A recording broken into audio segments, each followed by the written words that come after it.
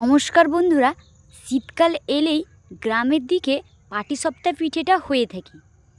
এই পিঠে আমার দিদার কাছ থেকে শেখা, যদিও আমি ফার্স্ট টাইম এই পিঠেটা করছি, জানি না কেমন হবে।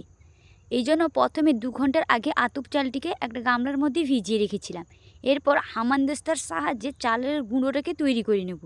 চালের গুঁড়ো তৈরি করে একটা হাঁড়ির মধ্যে নিয়েছি, তার মধ্যে নিয়েছি 1 বাটি ময়দা, এরপর নিয়েছি 1 বাটি সুজি।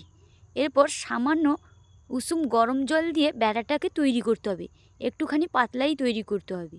তৈরি করে কলাপাতা ওপরে চাপিয়ে 1 ঘন্টা রেখে দিতে হবে।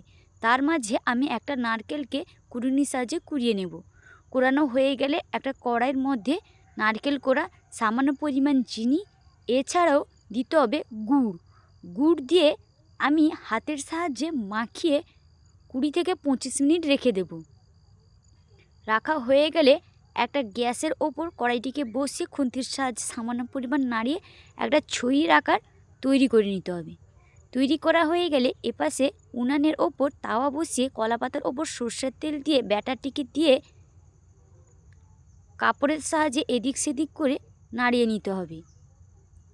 নাড়ানো হয়ে গেলে খুন্তির সাহায্যে উল্টে ওপর থেকে ছই দিয়ে হাতের সাহায্যে এবং খুন্তির সাহায্যে পিঠের আকারে তৈরি করে নিতে হবে।